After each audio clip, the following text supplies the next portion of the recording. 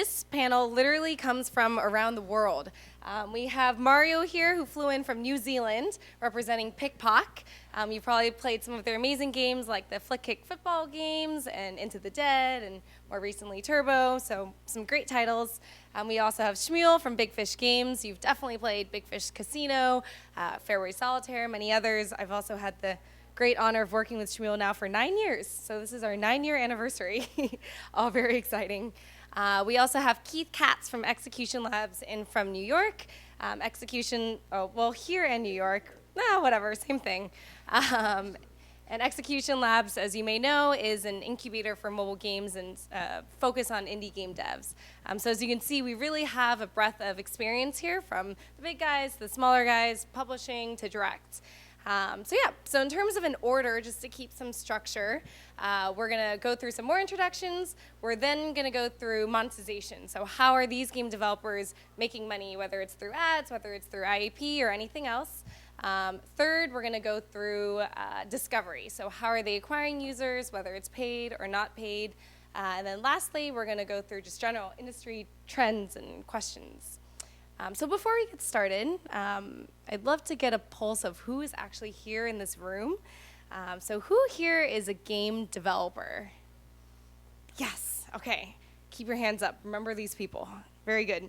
Awesome. Target audience. Okay, next. Who here is an ad network? That's like our whole team.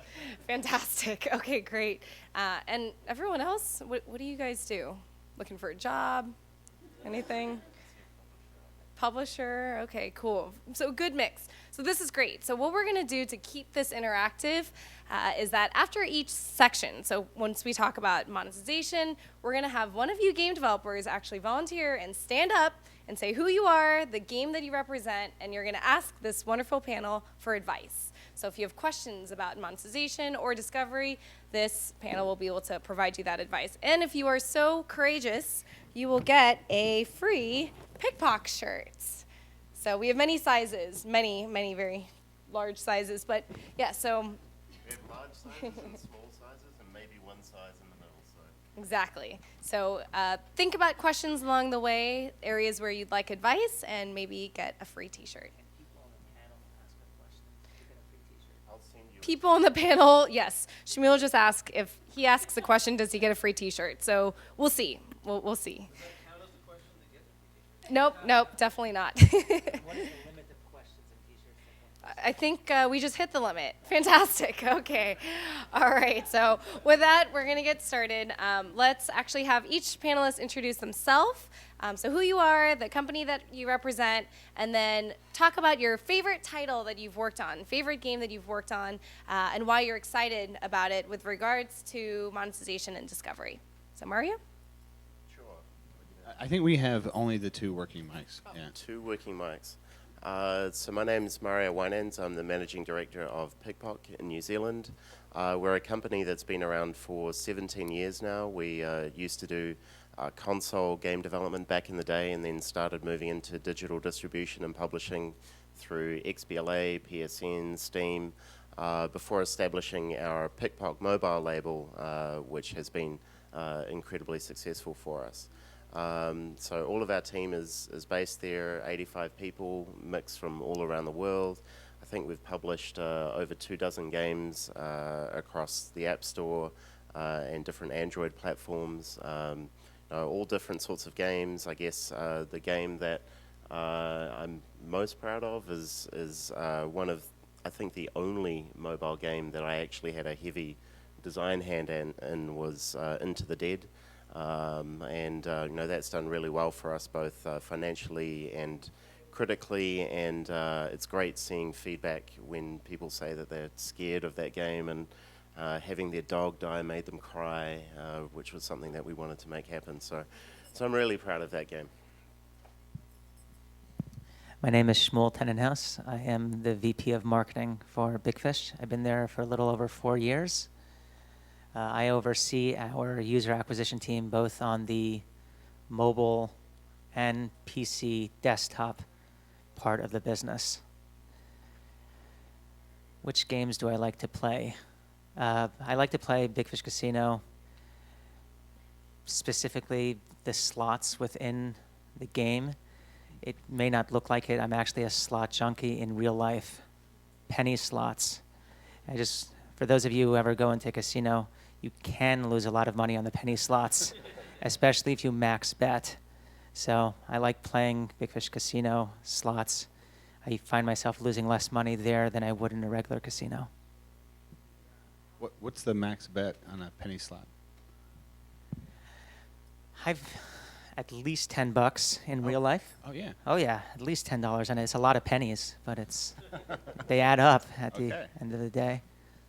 Well, if you learned nothing else today, you learned what the max bet on a penny slot machine is. So my name is Keith Katz. I'm co-founder of Execution Labs. We're based in Montreal, although I'm based here in San Francisco and I guess sometimes in New York also. We're sort of an odd duck. We're a bit of a hybrid incubator, accelerator, early stage investor for indie game developers. We've been around for about a year and a half, maybe just a little bit longer than that. And what we do is, let's say you've been working on Assassin's Creed 7 and you're tired of doing that. You've been in the industry for a while and you want to be your own boss, run your own studio, create your own IP. You and 4 or 5 other people come over to Execution Labs and come into our studio, and then we provide some funding and a lot of mentorship. We help you, get your game out the door in 9 or 10 months, and then after you ship your game, we then spin you out into your own independent game studio. So my perspective, all of our teams are 4 or 5 people. So my perspective is very much of sort of the small guy in the room because all our teams operate as independent entities. So far, we have released, actually our 4th game was launched today. It's called The Order of Souls on iOS. I cannot pick a favorite because that's like picking your favorite child. I cannot. Your parents? Oh, I'm sorry. Was it you or your? Oh, okay, never mind. So yeah, I'll pass on that question if that's okay. All right, cool. And I'll also introduce myself. So I'm Christine Lee. I'm with Chart Boost. If you've heard of us before, we are a mobile games platform. We help mobile game developers cross-promote within their own games or also do exchanges with one another. I think people on this panel has actually done that, done direct deals using our platform or acquire or monetize their users. Great. So to get started again, we'll start off with monetization. So if we can, what are you, each of you seeing as the breakdown between IAP and in-app advertising or anything else within kind of your overall portfolio of games? So overall, most of our revenue is split about half IAP and half ads. We have a big portion of that, which is incentivized video. We are, as we become better as a studio in terms of creating better IAP models, starting to see IAP go up again, but yeah, it's pretty much 50-50. So yeah, ads are a really, really important part of helping us monetize a big section of our audience that isn't prepared to pay for any IAP. Ads represent a very small percentage of the overall revenue versus IAP. And there are several reasons for that.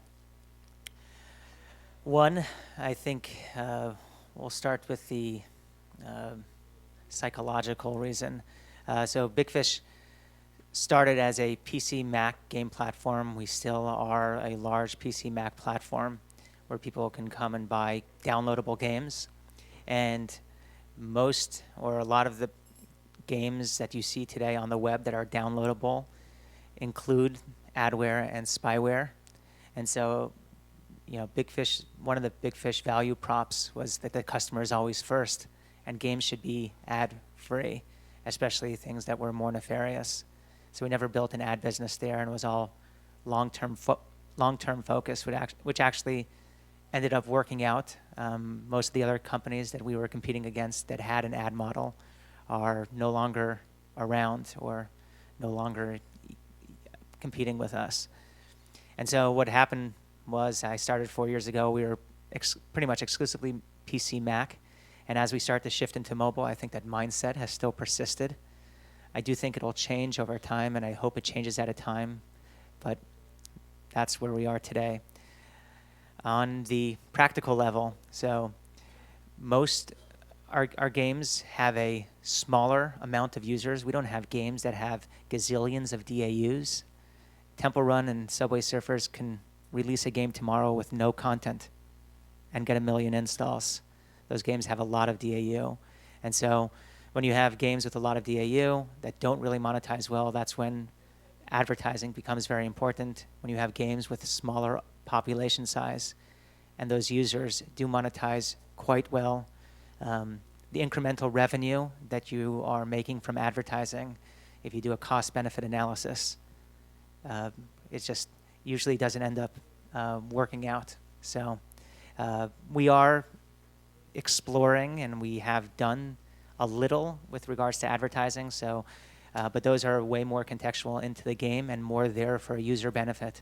So we do have like an incentivized video wall, and it's there less for the revenue that's driven and more for users who can't afford to play for a power-up. And we want our users to be happy. So we have a video offer wall. The jury is sort of still out for us, I think, in terms of what the different mix will be going forward. But each of our games is so different, it's really hard to sort of generalize across our portfolio, if you will.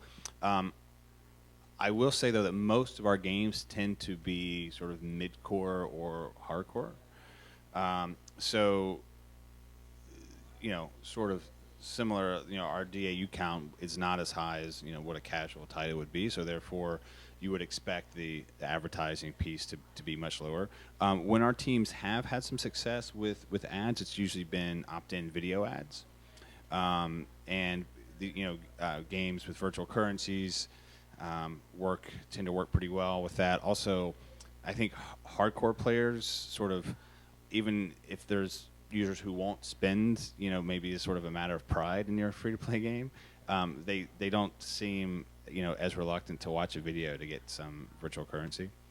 So it's the percentage breakdown is still pretty small for our titles, but it really depends on where they fall on that sort of casual to core spectrum.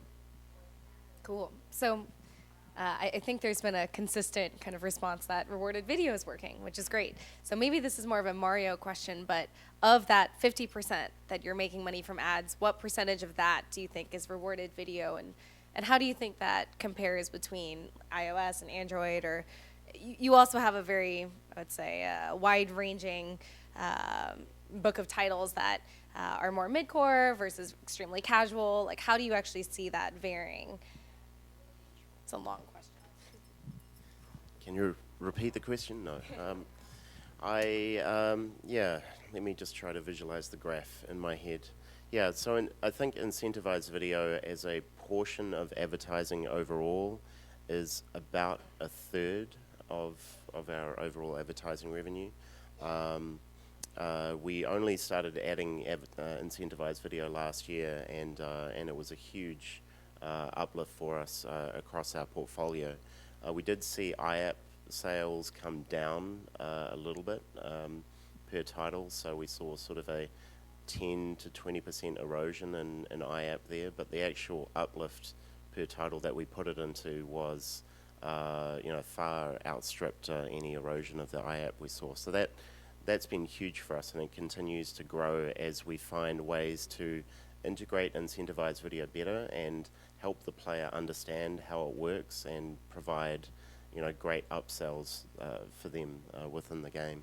But we do a wide variety of stuff. We have banners, interstitials, just normal video ads, reward programs. There's a lot of different opportunities out there, and I guess we're finding we really can get much better returns on advertising when we're smart about where we are integrating it, if we're integrating it in the right part of the flow, and if we're thinking about opportunities where we give the player a chance to kind of take a rest from advertising. One of the things that we're doing more of as well is making sure that when our new games release, we have the advertising dialed low.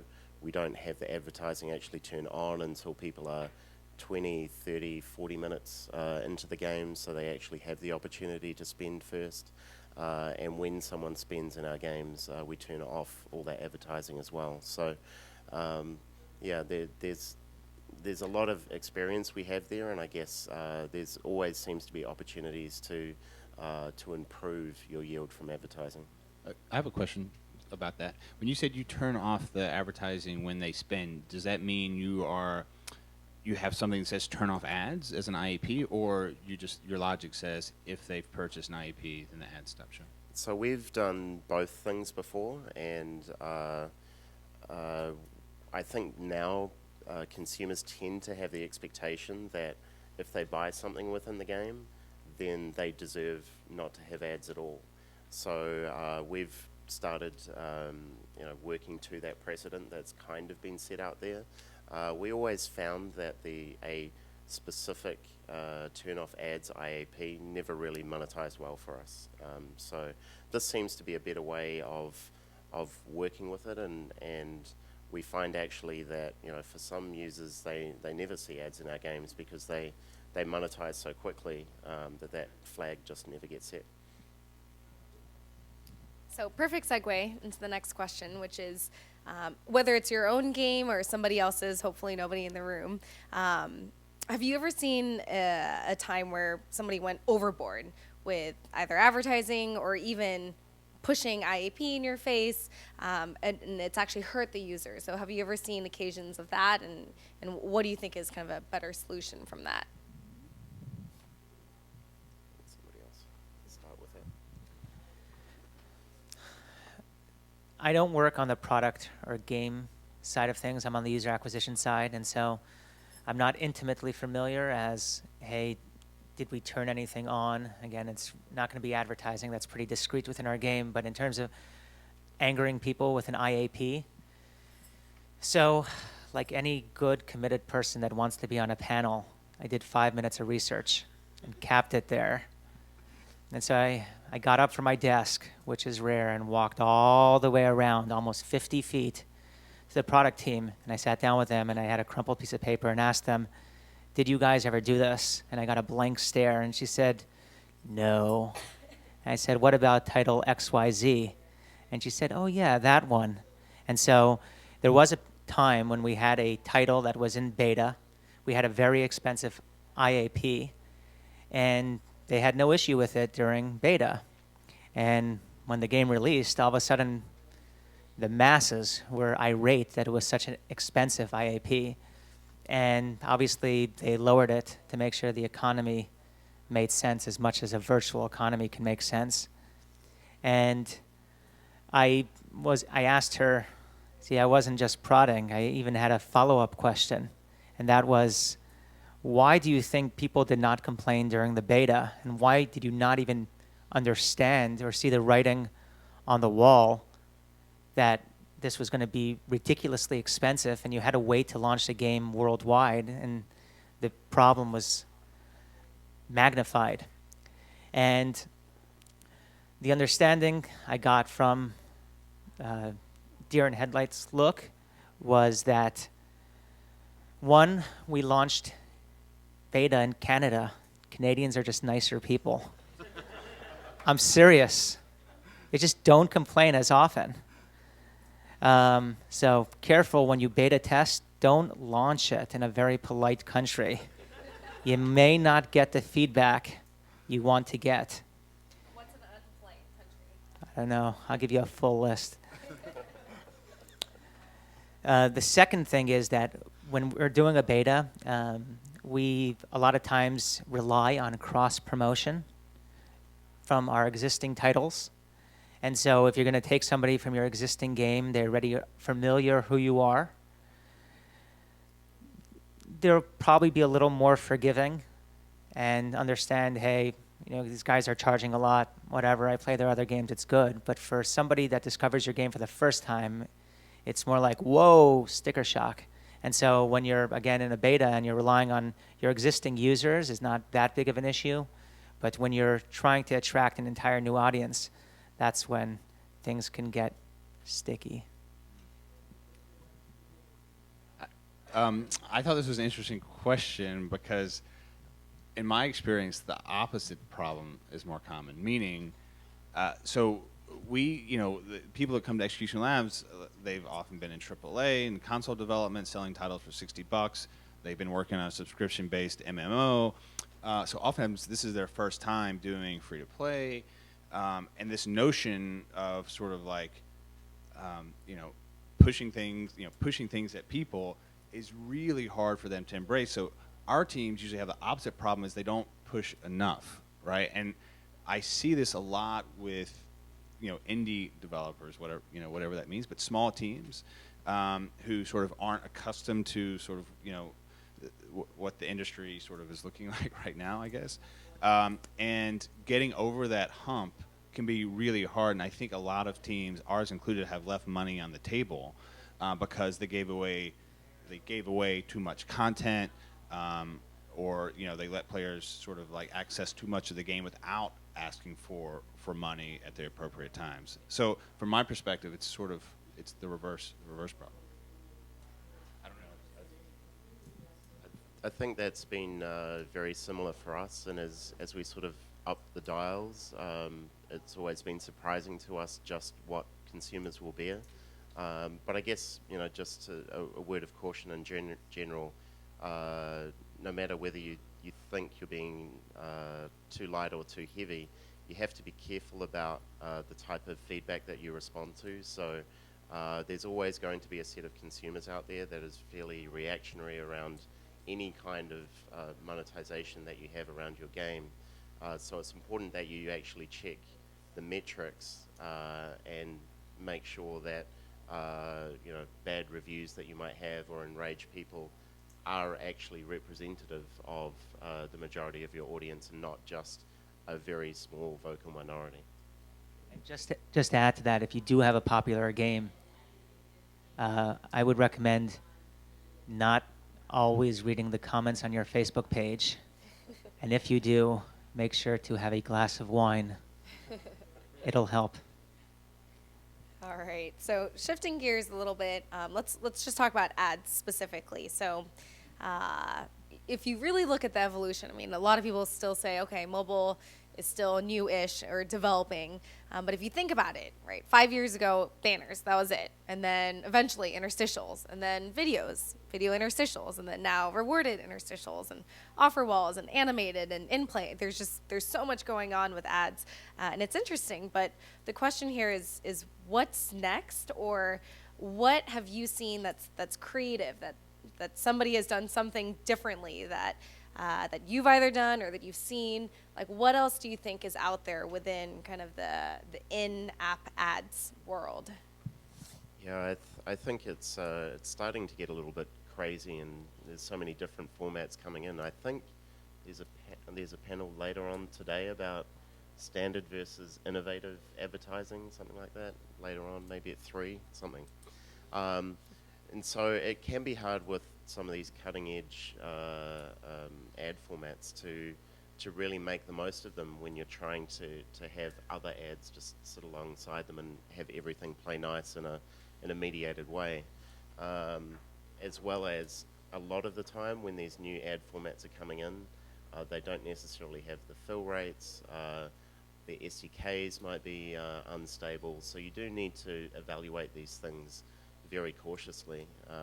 I think there seems to be a lot of new stuff happening around general consumer brands who are starting to recognize games as an opportunity to engage with consumers in a very different way. So, there's a lot happening in that kind of reward space that I'm seeing now, and starting to see more interactive ads coming to play where there'll be some kind of questionnaire, or there's video, and then you need to enter some stuff, and all sorts of interesting things happening.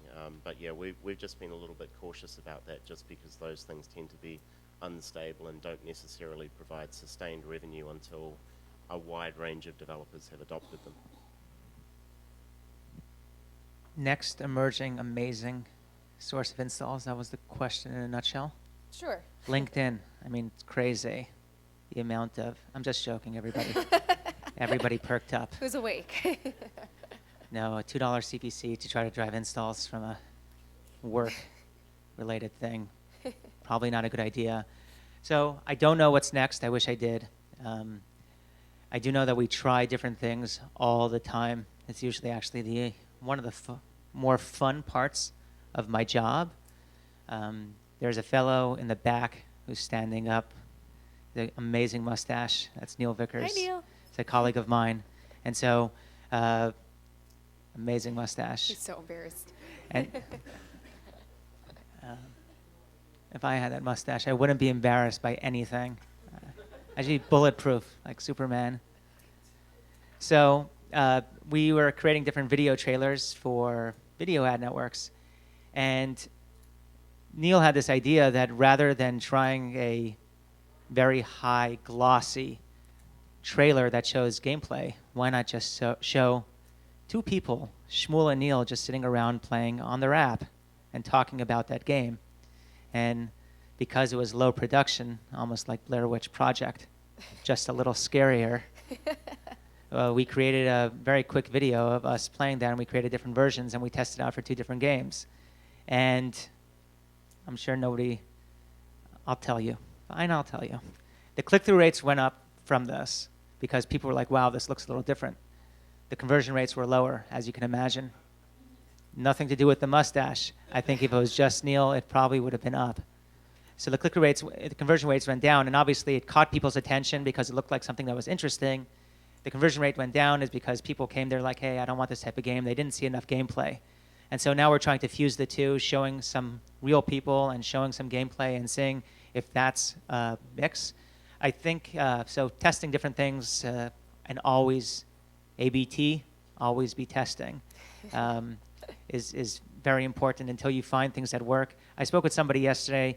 She told me that she was running a campaign in Draw Something, and they were trying different creatives, and nothing seemed to be working until she sketched out a creative with a pencil, and that ended up crushing it because the audience was very familiar with people drawing something.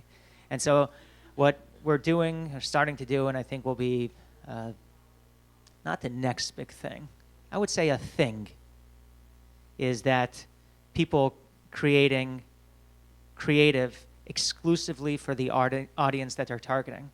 So today you can actually see on very transparent platforms, such as Chartboost, you can actually see which app your ads are running in. Imagine that. It's crazy to know where your actual ads are running. Unbelievable today. And so if you know where it's running and you know where you're getting a lot of installs, what you can do is create a custom creative just for that game and try to tailor it to that audience. And we have done a little testing, and we have seen some encouraging results. All right, cool. So now we're going to shift over to discovery. But before we do that, as you recall, this is interactive. So which game developer in here has a question or would like advice on monetization? Eyal from GSN.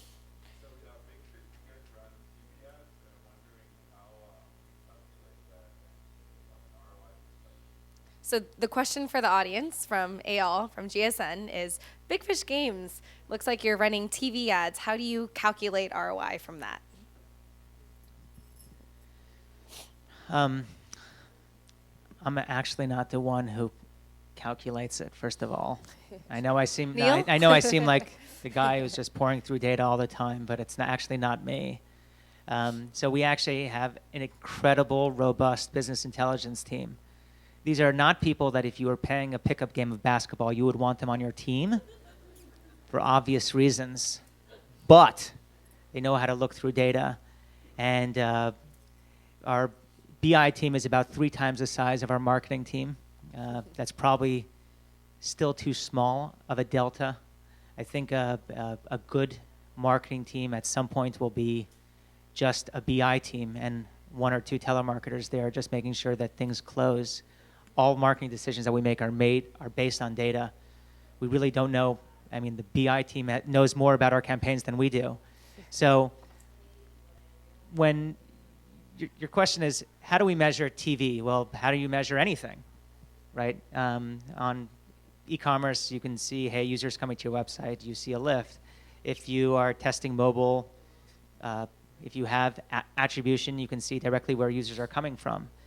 When you don't, you have to get more creative. And so we have ways of measuring that, but I just imagine if you were buying media in a particular market and you know how to isolate users on a geo level, you can start picking up what's going on and sort of what impact does your ads have. And so, again, it's just thanks to a very skilled business intelligence team that's usually actually trying to solve more difficult problems than this, just crunching through the data. Cool. Thank you, Game Dev. All right. Oh, yeah, T-shirt. Large? Can I throw it? Is this a bad idea? Not bad, not bad. Now I lost my questions. All right, so next for discovery. Can I just, for all the game devs here, I think it would be amazing free-to-play game concept I just want to throw out there. If you just want to pick up your pens and paper. First of all, free-to-play title that is just about finding your way around Casual Connect. It's very difficult, and you can pick up coffee in different rooms, and you pick up business cards. Do it. Great idea. All right, niche audience. All right, so discovery. So how currently are you finding quality users? And similar to the last question on the IAP side, if you could draw a giant pie chart and actually put percentages of all the different sources that you're going to, whether it's online or offline, mobile, off mobile, rewarded, non-video, whatever it might be, try to be as specific as possible. Well, I guess our best users are users we already have. So cross-promotion from within our network of installed games tends to provide us the most valuable new users into an individual title. We don't actually really do any paid acquisition at all, which kind of seems kind of crazy in this day and age, but we have over 120 million installs, and we've probably paid for a few 100,000 of those over time, and a lot of that's achieved through cross promotion in general, and a great way that we've found good quality users to come into our portfolio is actually partnering up with developers that are quite similar to us. One great example that I'll provide is Hothead Games, who do a great range of sports products. We've lined up them cross-promoting our sports games, and we cross-promote back into their portfolio, and we get crazy click-through rates both ways and crazy install rates both ways. What's crazy? Like, I think the last time I looked at the Chartboost dashboard, which facilitates this whole relationship, we were getting 20 to 30% click-throughs, and then 20 to 30% install rates, which is like huge. You can't. You just Has anyone can't buy heard of that? kind of 1 out of advertising. 3 people clicking and installing. Anyone heard that? No. That's pretty good. So, you know, a great relationship like that where you have kind of complementary products has been really, really good for us. We had a similar situation working with Limbic, cross-promoting from their zombie gunship game into the Dead game, and that's been a great relationship going both ways there. So that's been the primary source for us getting quality users. It's been very hard for us in the experimentation that we've done through paid acquisition for us to actually find the types of users that we're getting essentially for free right now.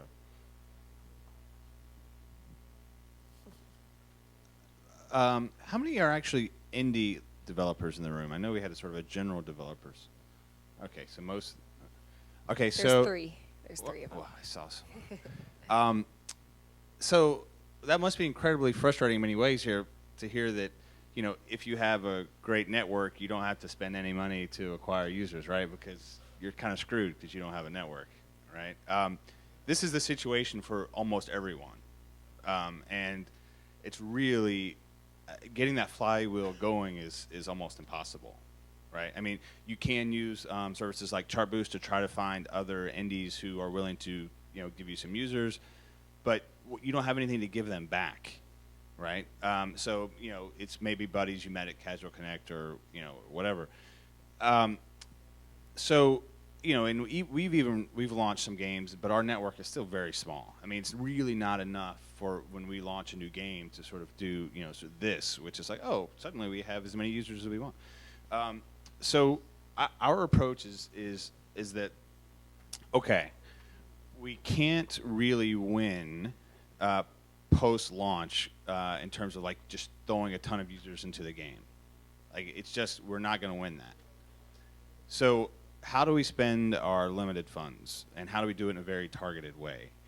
And our thinking is our limited funds are much better spent in pre-launch during your MVP, finding the right kinds of users and getting the game tuned exactly right.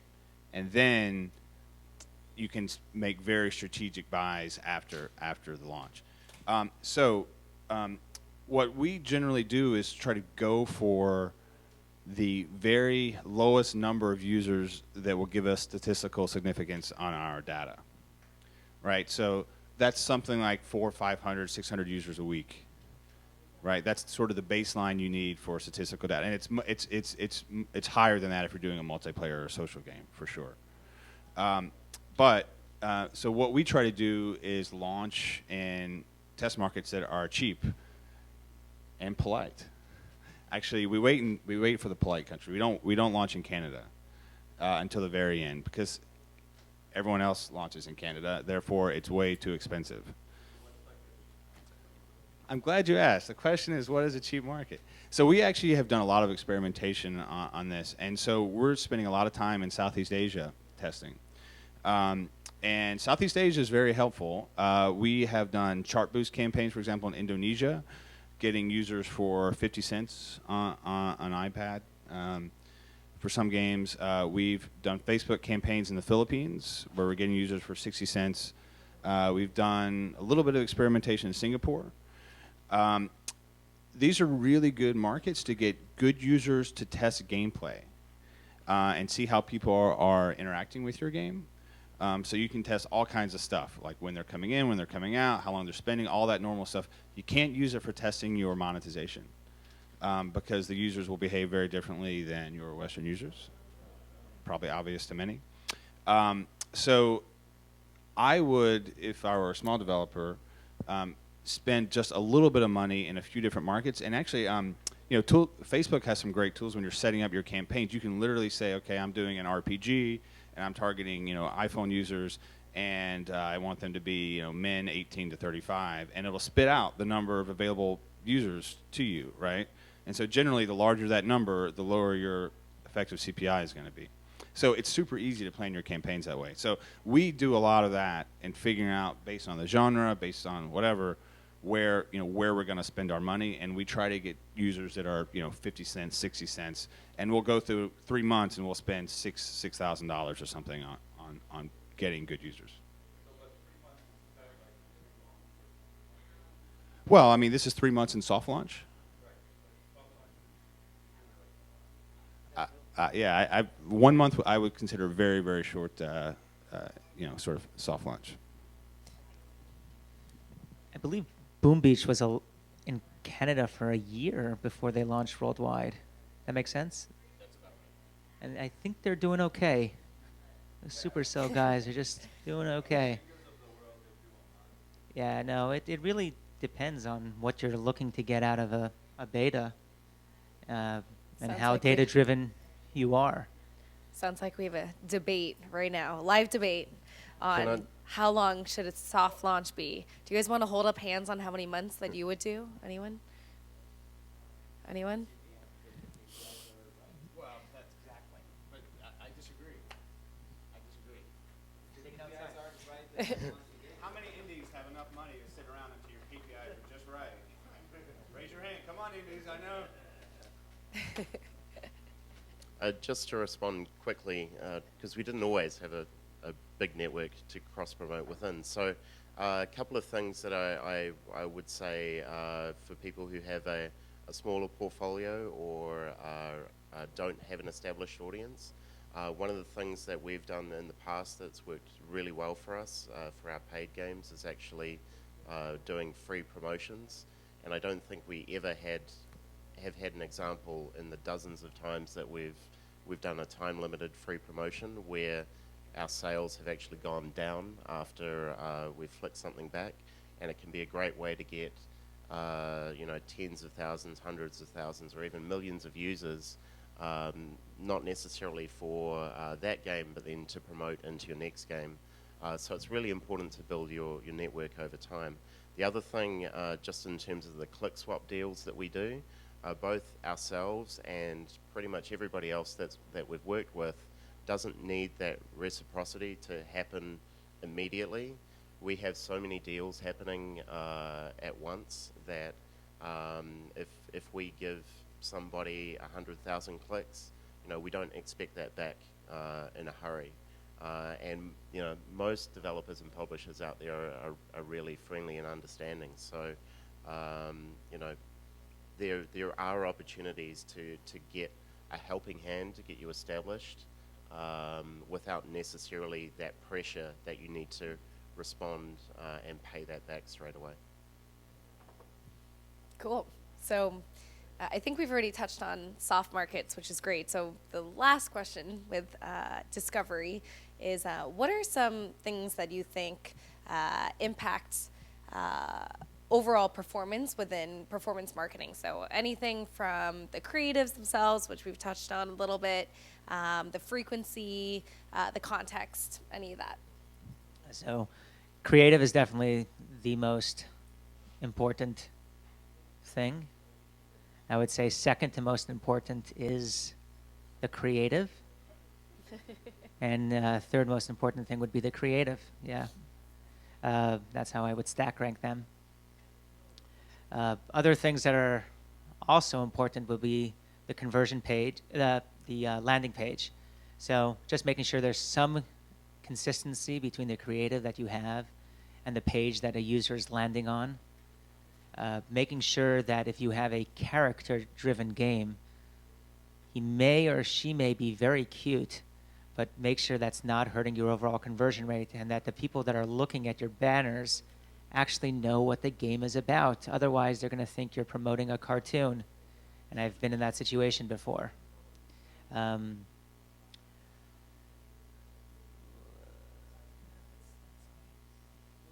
So creative of Shmuel's video is the solution for everyone. One example, yeah. And I'm available, by the way. I'm leaving today at 7 o'clock. If anybody needs a real model person, model looking, for a game, I'm here. My flight is 8 something. Great. Next. Yeah, I think something that's often forgotten is things as simple as icons, and even the name is really, really important. I think for us, our philosophy is we try to name our games in such a way that the name itself actually is self-evident and actually speaks to what the game is. So, flick, kick, football, into the dead. These are the types of names that kind of almost tell you what's going on, and you don't need to know anything else about it at that point. Our icons, we try to make sure that they really stand out against everything else that's out there. So, again, with flick, kick, football as an example, when we launched that game, every soccer game was about, had an icon which is a soccer ball on some kind of green field. There was some blue in there. We went out of our way to have a slightly retro-looking soccer ball in a golden wreath on a red background with a gold border around it. And it just stood out from everything else around it. So, really don't underestimate how important it is to have a great title that speaks to your game and an icon that stands out from everything else in the genre that you're operating in. Actually, as a follow-up, how have you tested different icons or different app names? So we haven't really tested names so much. We feel that we can arrive at the best name through the process that we have internally, which is just a process of debate. Icons we've found can be difficult to test. We've used Facebook a little bit for that, so you'll just put up different Facebook ads that test out the different things, and you compare the different click-through rates. That's kind of worked for us, and that seems to be what other people are doing, so we'll continue doing that. That's about the best method we have right now. Some of the bigger companies out there actually will test their store assets by launching a game in a test market under a different name than what they plan on launching it under, and they'll swap out screenshots and icons and all sorts of stuff to try and see whether that impacts the conversion rates there. So that's another way to do it, but that kind of seems quite an intense way to do it as well. Just a suggestion, if you're testing different Facebook creative, print out screenshots of some of the ads, and then, because what happens is Facebook is going to start targeting you with ads that are games that are similar genre, and the lower you go in your feed, the more apps they're going to show you when you're scrolling to the right. And what you do is take the creative you want to use and simulate going through other ads and compare it to yours, and then ask yourself, hey, is this going to catch somebody's eye or catch somebody's attention? And if it doesn't, it means you probably should be tweaking that creative.